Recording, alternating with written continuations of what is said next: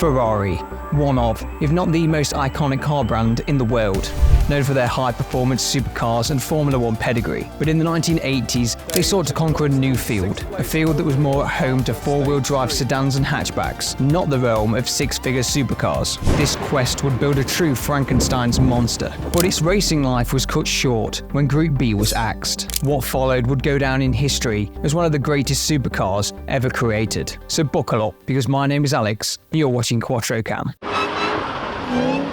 When you talk about automotive excellence, certain cars stand out not just as vehicles, but as legends. And the Ferrari F40, unveiled in 1987, is undeniably one such legend. Its amazing design, meticulous build, and unrivaled performance made it an icon of its era. Throw in the fact that it was built to celebrate Ferrari's 40th anniversary, and you can begin to appreciate how iconic a car it was. But to really understand how iconic this car was, we need to delve deeper. As we mentioned, the Ferrari F40 was launched in celebration of Ferrari's 40th anniversary, hence the name F40. The initial plan was to produce only 400 units of this car, with a suggested price of $400,000, which was 5 times the price of its predecessor, a hefty fee for such a car. However, by the time production ended in 1992, and in true Ferrari fashion, some 1,300 plus units had been sold, with one of them being owned by Formula One and IndyCar champion Nigel Mansell, a car he later sold for a staggering $870,000. That sure makes the $400k asking price seem like a bargain.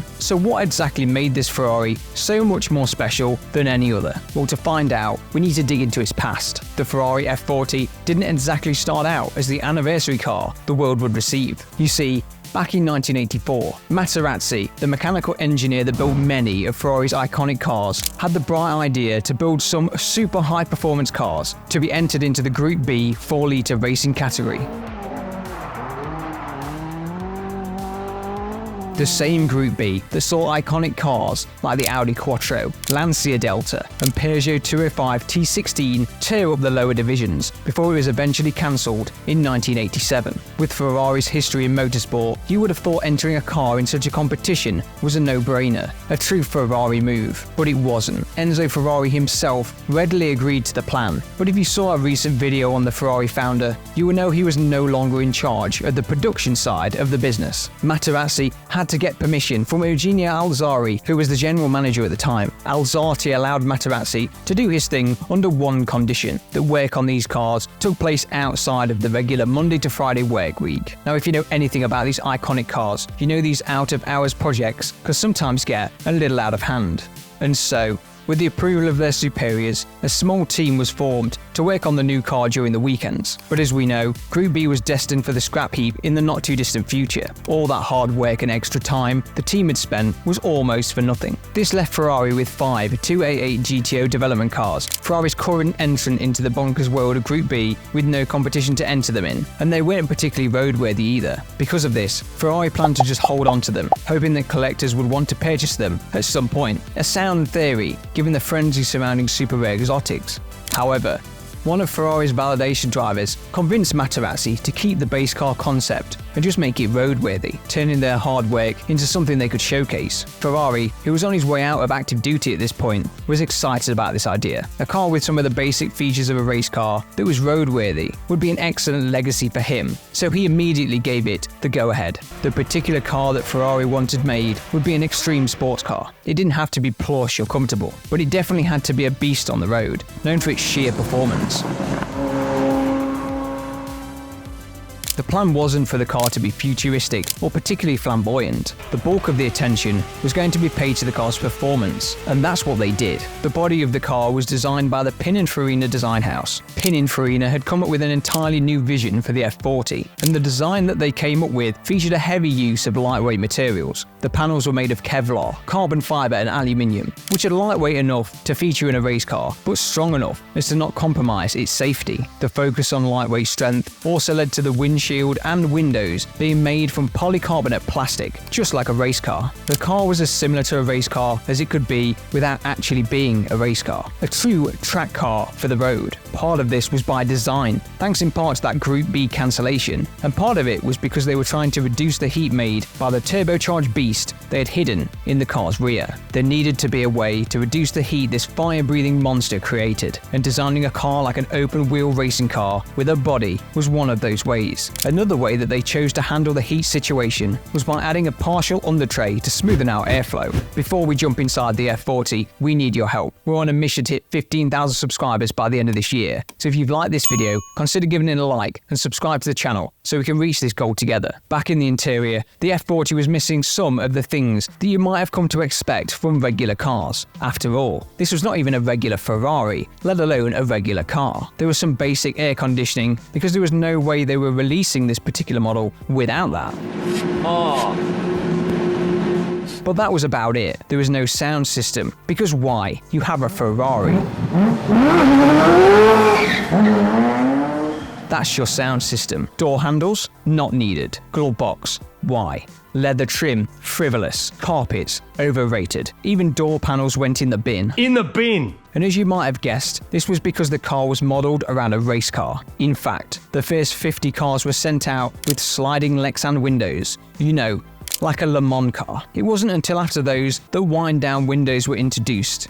Yes, no electric windows here. Of course, we can't talk about the F40 without going into the details of that fire-breathing monster in the back.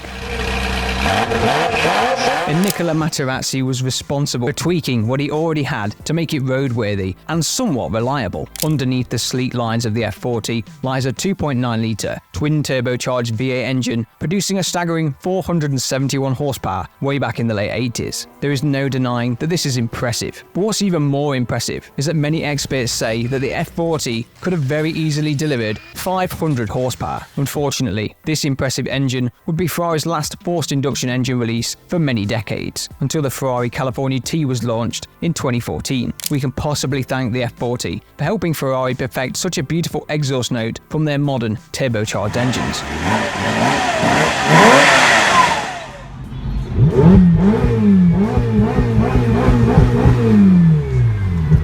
What puts this car's performance in more understandable terms is its power to weight. At just 1,250 kilos dry, the F40 packs that near 500 horsepower into a car that weighs less than a modern Mini Cooper. Imagine a 500 horsepower Mini. That would just be undrivable today, let alone in the late 80s. Thanks to the F40's lightweight design, race car aero, and that engine, the car's 5-speed manual transmission was able to take the F40 from 0 to 62 in a mere 4.1 seconds.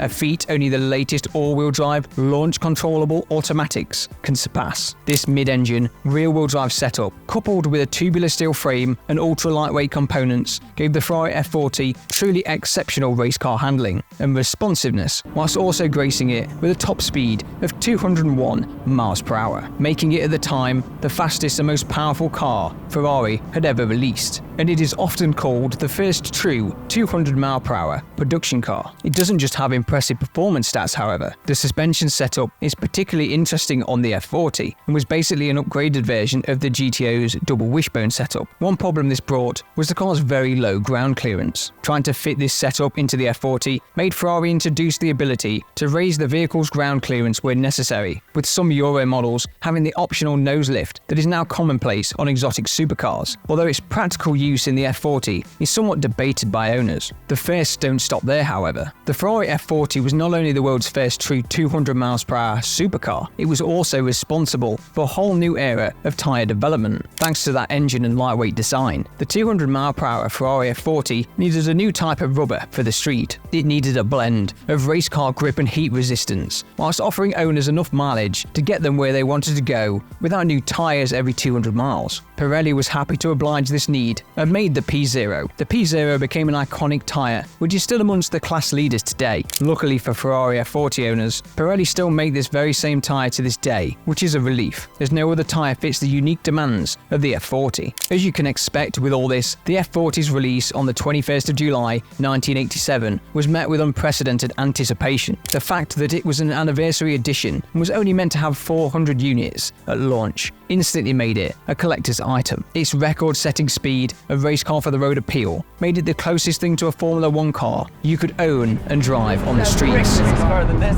doesn't. Then you don't get more race car than this thing. The Ferrari F40 is maybe the purest essence of the Ferrari spirit, an uncompromised race car made street legal at the wish of the late great Enzo Ferrari himself, a man you can check out here. And why not check out another race car for the road that we did a video on very recently? Before you do, make sure to hit that like button and make sure you're subscribed to the channel. You can do it with the button below or by clicking on the logo in front of you. You can also then head over to the channel and check out what other great videos we have. We are sure you won't be disappointed.